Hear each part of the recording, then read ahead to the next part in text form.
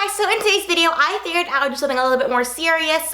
So about a year and a half ago, I did a video about my eating disorder story. So I dealt with anorexia when I was about 12 years old, and just having that eating disorder actually led to a lot of anxiety and depression in my life. I'm not like totally recovered or anything, but I think that I definitely learned how to deal with having anxiety and depression in a healthy way.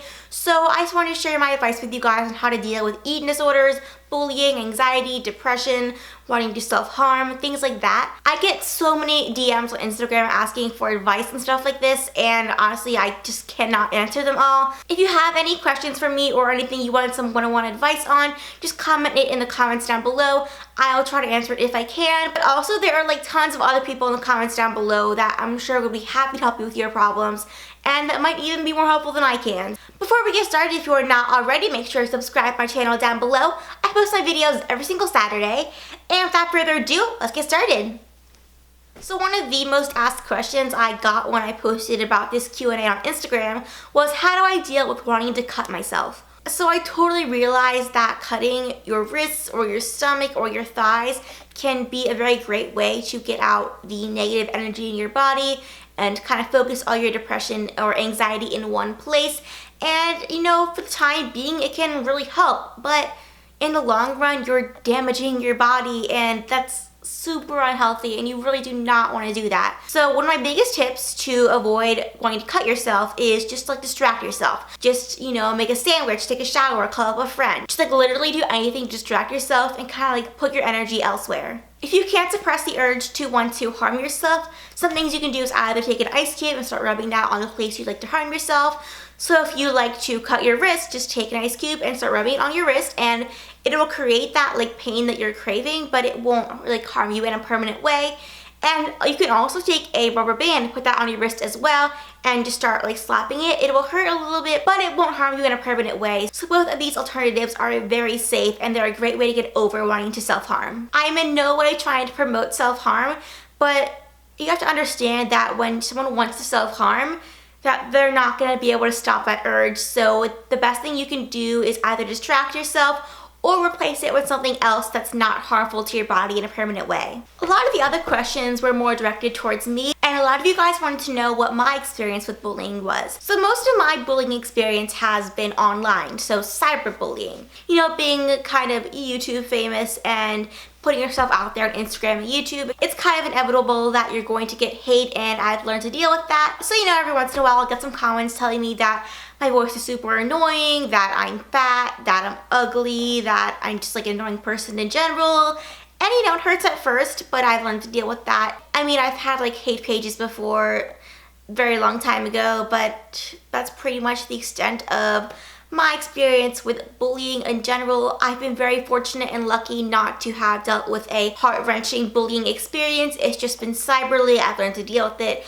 As of now, I kind of just like ignore it. So seriously, if you are dealing with a bully, my heart goes out to you, and I'm honestly so sorry, because I've dealt with bullying on a small scale, and that really hurts. Another very frequently asked question was, how do I deal with being bullied?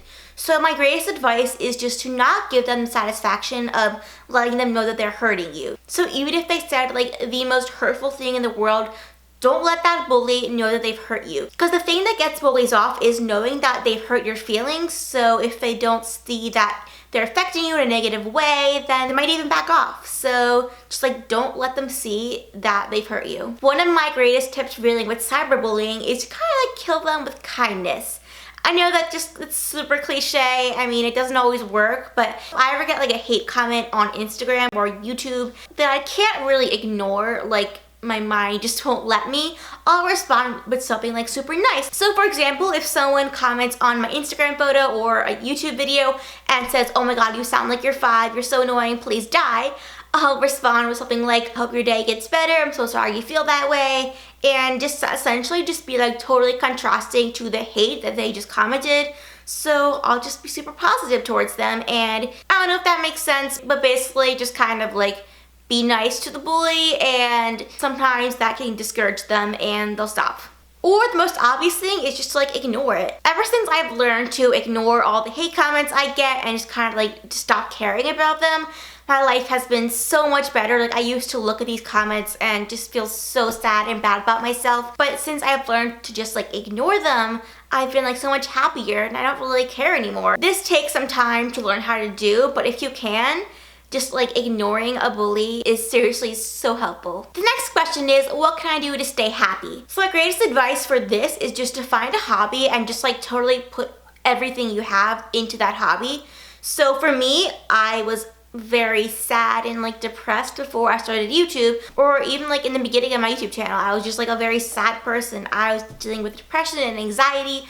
But once I just kind of like put everything I had into my YouTube channel, I was just like so much better and I was a happier person, and I totally forgot about all my struggles and stuff. So if you can, just find a hobby and put everything you have into that hobby.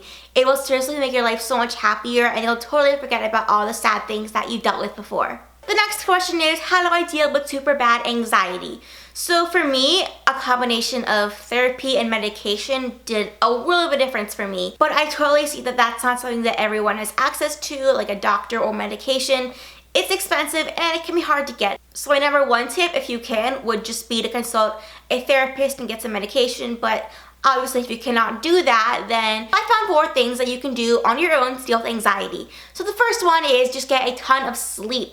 Being sleep deprived will just make you so much more anxious, so getting as much sleep as possible will help you a ton. I don't mean like sleeping 12 hours a night, but getting like a good 9 hours will definitely help out your anxiety. Another thing you can do to stop your anxiety is just avoid caffeine in general.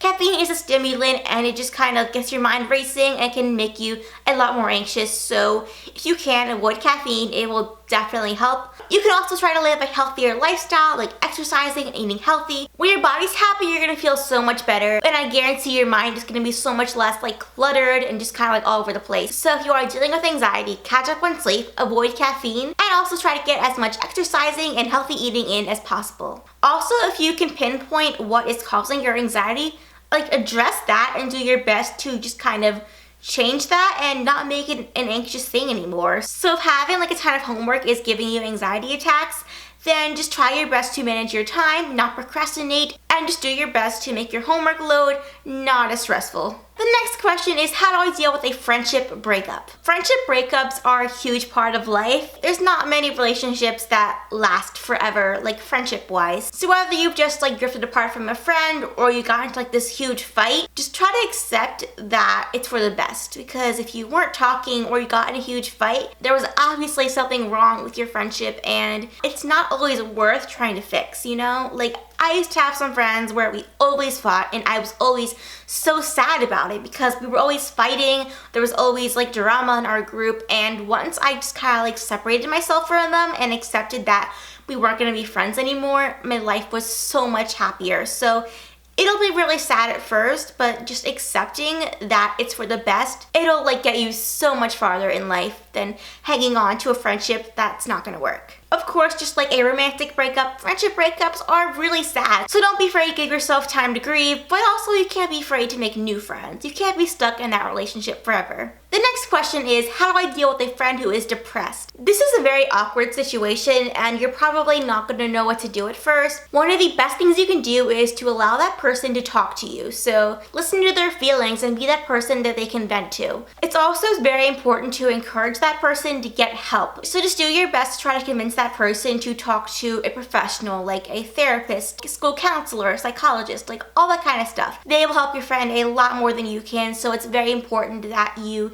just try to encourage your friend to take the next step and get help. You kind of have to accept that they can't just like be happy. You can't just talk them into just being a happy person. They can't help with their depression. They can't stop it all of a sudden. So once again, just like encouraging them to get help could seriously save their life. And if your friend who is depressed ever talks to you about being suicidal, you can't keep that to yourself. Their life is at stake and you really need to talk to someone who can help, like an adult, a doctor, a mental health specialist, like literally anyone. You cannot keep that to yourself. And the last question is, how do I be more body confident? So tip number 1 is to surround yourself with positive people. So if you have a friend that's always saying, oh my gosh, I'm so fat, oh my gosh, I can't eat lunch because I'm so fat, that's not someone you want to hang out with if you're not very confident yourself, because they're just like very negative. They'll put those negative thoughts on you, and I mean, just, it's not good for you. So if you can, just surround yourself with very confident people who are happy, who aren't talking about all their insecurities all the time, because that's not a good environment to be in. Tip number 2. So instead of looking at yourself in the mirror and just listing off all the things that you were insecure about, just like, don't do that. List off all the things that you're confident about. So if you like your hair, say, wow, my hair looks really good today, instead of saying, oh my gosh, my thighs look so big. Don't be afraid to just totally like compliment yourself. Just be like, wow, I look good today. Having that positivity will definitely help your mindset so much. So that is it for today's video. I hope I answered most of your questions. If you are not already, make sure to subscribe to my channel down below. I post my videos every single Saturday. Also, if you want my advice on any more specific situation, just leave that in the comments down below. If I can't answer, I'm sure someone else will, so we can all kind of like help each other out. Also, if you are not already, make sure to follow my Instagram, Twitter, and Snapchat to get an inside look on my life outside of YouTube. And yeah, I'll see you guys next Saturday with a new video. Bye!